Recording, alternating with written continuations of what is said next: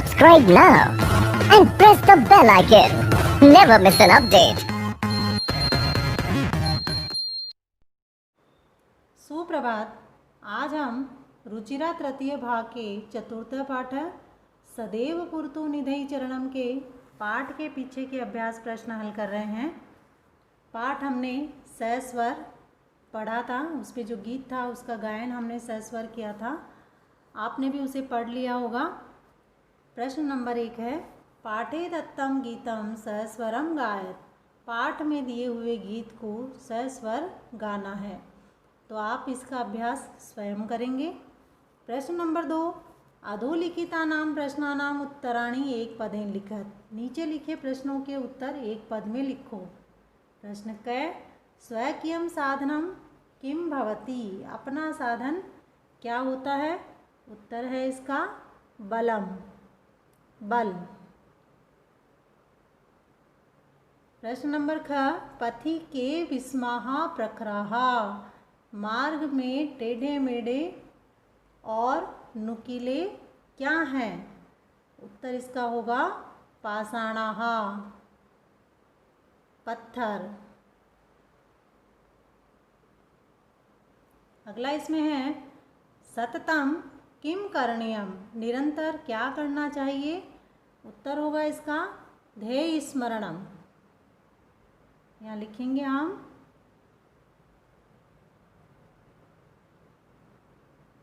ध्येय स्मरणम।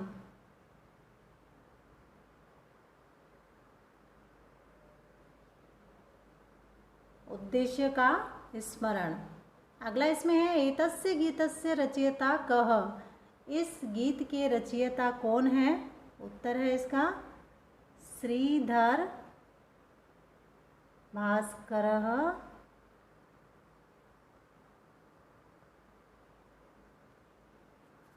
वर्णेकर, वर्णेकरः। इसका उत्तर हो गया ये। अगला प्रश्न इसमें है, सः कीदृशः कविः मन्यते। वे किस प्रकार के कवि माने जाते हैं?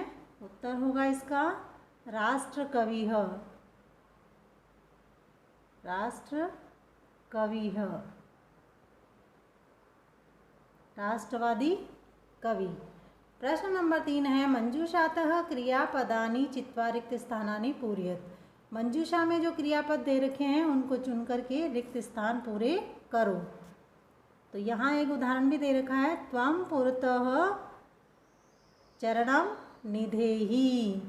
तो यहाँ जो अव्यय पद है वो है पुरतः। तो इसी प्रकार से हमें भी इन मंजूषा से रिक्त स्थानों की पूर्ति करनी है। पहला हमारे पास में है त्वं विद्यालयम, तो यहाँ आएगा चल, त्वं विद्यालयम चल। रास्ते अनुरुक्तिम, यहाँ होगा विधेहि। इसके बाद में अगला है, महाम जलम देहि। घ में है मूढ़ धनागम तृष्णाम, तो यहाँ आएगा जहिहि।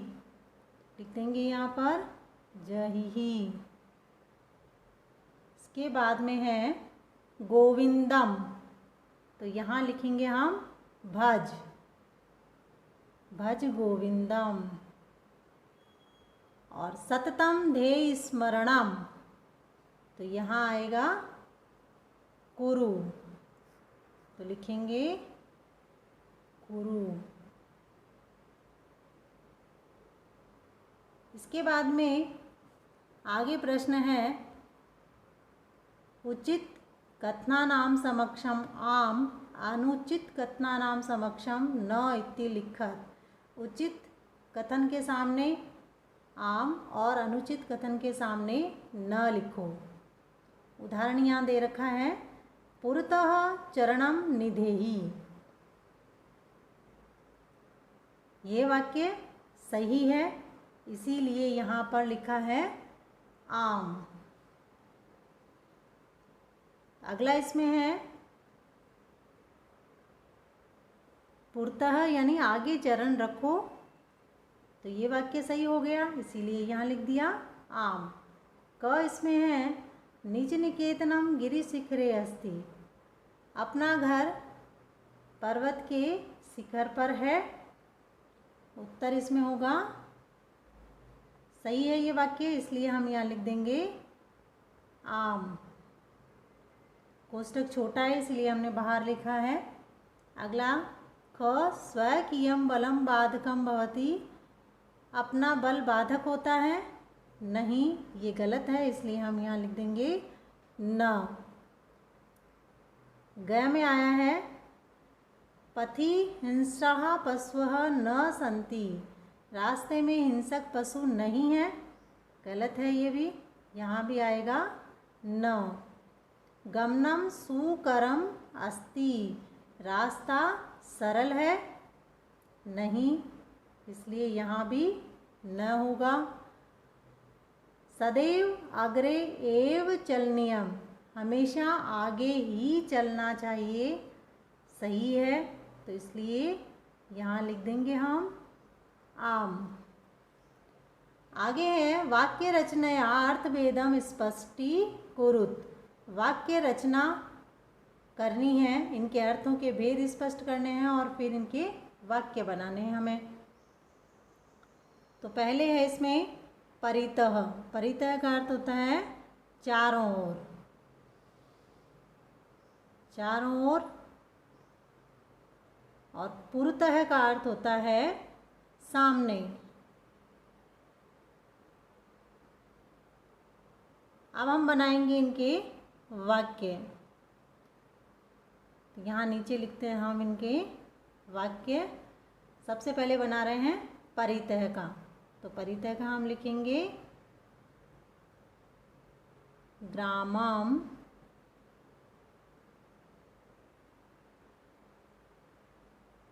परितः जलम अस्ति। और पुरतः का हम वाक्य बनाएंगे यहाँ पर विद्यालयस्य पुरतः कूपम अस्ति। कितना अंतर है देखिए इसमें। ग्रामम परितः जलम अस्ति, गांव के चारों ओर जल है। विद्यालयस्य पुरतः कूपम अस्ति, विद्यालय के सामने कुआं है। इसी प्रकार से हमारे पास नगः और नागः दो शब्द हैं। तो नगः का अर्थ होता है पर्वत और नागः का अर्थ होता है सर्प।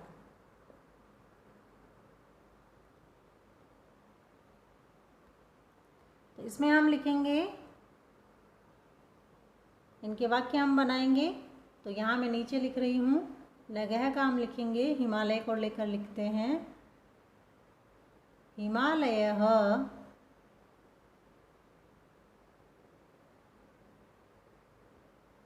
संसारस्य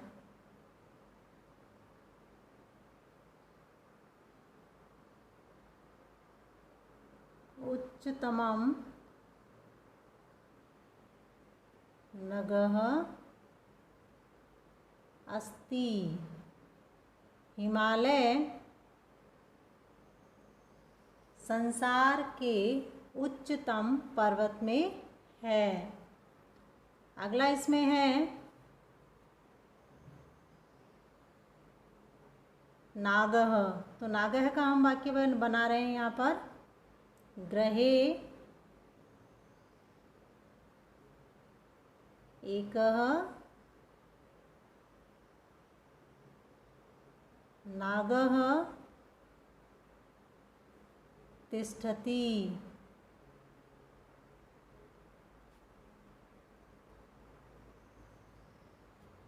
घर में एक सर्प ठहरा है।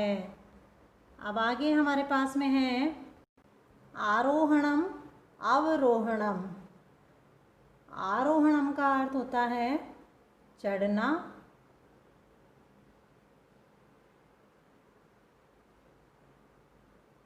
आरोहणम का अर्थ है चढ़ना और अवरोहणम का अर्थ होता है उतरना।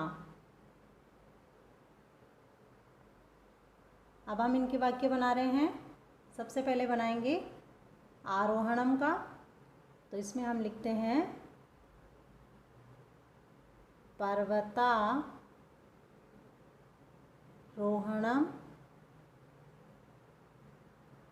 दुष्करम दुष्करम अस्ति। पर्वतारोहण कठिन है। और अवरोहणम का हम बना रहे हैं वाक्य, लिखेंगे यहाँ पर रक्षात अवरोहणम सुखकरम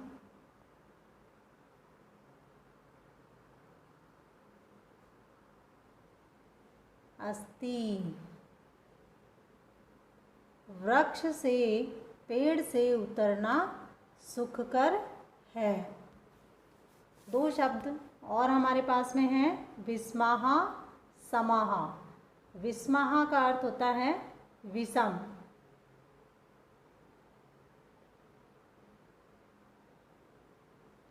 विस्माहा का अर्थ होता है विषम यानी टेढ़े मेढ़े, और समाहा का अर्थ होता है सम। वाक्य हैं इनके विस्माहा, तो लिखेंगे हम मार्गे विस्माहा पाषाणाः पत्थर, पाषाणाः तिष्ठन्ति।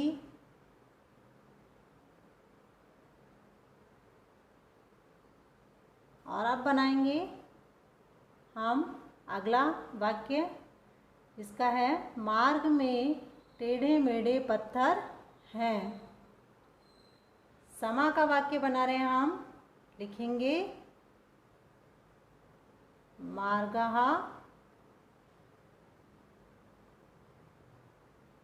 समाः सन्ति। मार्ग सम है। इसके बाद प्रश्न नंबर 5, मंजूषातः अव्ययपदानि चित्वा रिक्त स्थानानि पूरयेत्। मंजूषा से अव्ययपद चुन करके रिक्त स्थानों की पूर्ति करनी है। इसमें मंजूषा में शब्द दे रखे हैं एव, खलु, तथा, परितः, पुरतः, सदा और विना। तो इन अव्यय पदों से हमें ये रिक्त स्थान पूरे करने हैं। तो हम शुरू करते हैं। पहला इसमें है क विद्यालयस्य, यहाँ आएगा पुरतः, मंजूषा से शब्द आएगा अव्यय शब्द पुरतः एकम उद्यानम अस्ति। विद्यालय के सामने एक बगीचा है। अगला इसमें है सत्यम एव जयते, सत्य की ही विजय होती है। आगे इसमें है किम भवान स्नानम कृतवान खलु, क्या आपने निश्चय ही स्नान किया। इसके बाद में सः यथा चिंतयति, यहाँ हम लिखेंगे तथा। वह जैसा सोचता है वैसा ही आचरण करता है। आगे इसमें है ग्रामम, यहाँ अव्यय पद आएगा परितः। वृक्षाः सन्ति, गांव के चारों ओर पेड़ हैं। विद्या, यहाँ अव्यय पद लिखेंगे मंजूषा से, विना। जीवनम वृथा, विद्या के बिना जीवन व्यर्थ है।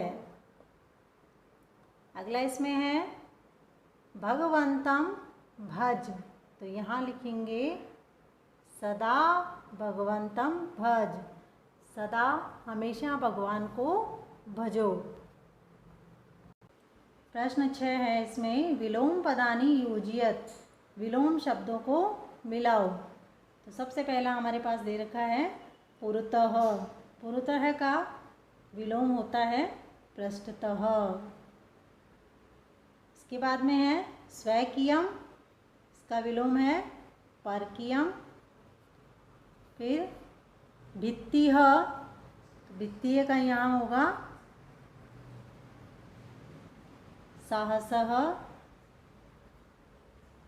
और अनुरक्तिः, इसका आएगा विरक्तिः। और गमनम का है आगमनम।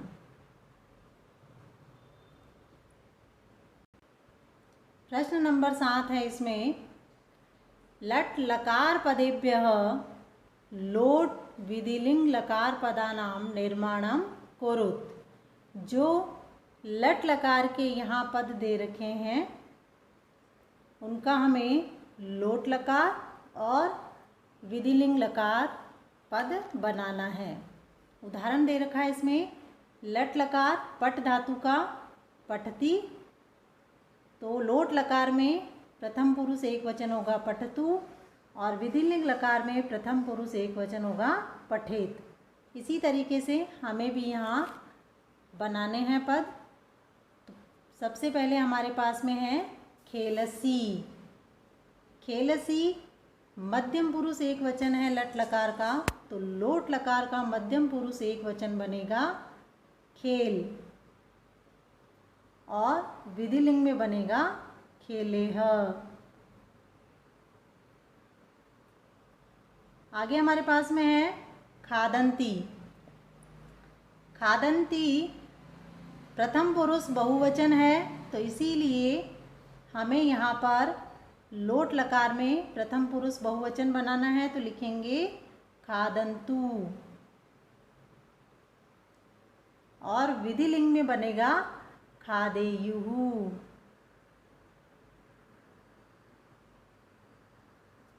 पिबामी उत्तम पुरुष एक वचन, तो उत्तम पुरुष एक वचन लोट लकार में होता है पिबानी, और विधिलिंग में होता है पिबेयम।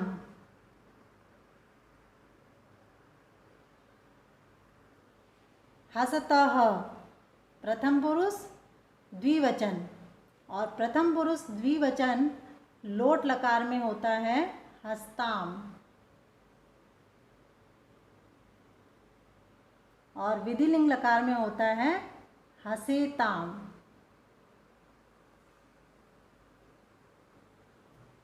नयामः,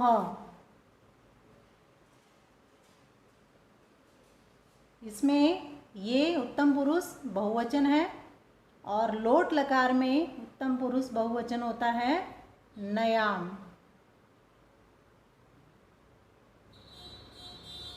और विधिलिंग लकार होगा इसका नयामा का नयेम।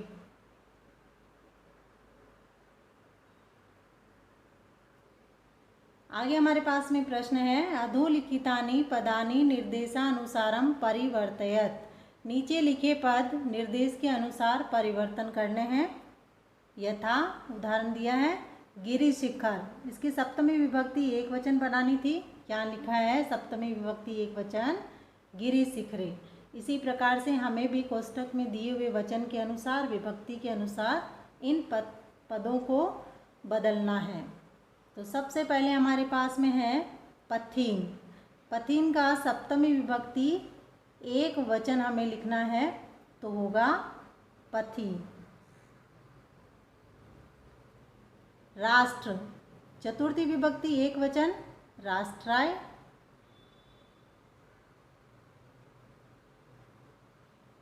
इसके बाद में पाषाण, सप्तमी विभक्ति एक वचन है तो सप्तमी विभक्ति एक वचन लिखेंगे इसका पाषाणे।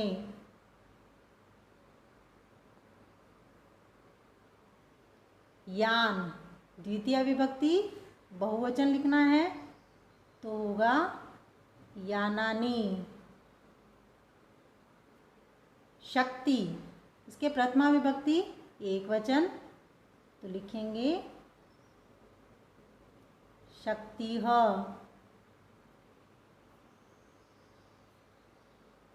और आगे हमारे पास में है अंत में पशु, इसकी सप्तमी विभक्ति बहुवचन लिखनी है हमें तो हम लिखेंगे पशुषु।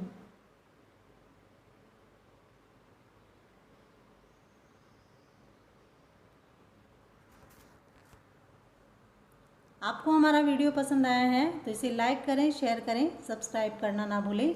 वीडियो के नोटिफिकेशन पाने के लिए बेल आइकन पर क्लिक करें। धन्यवाद।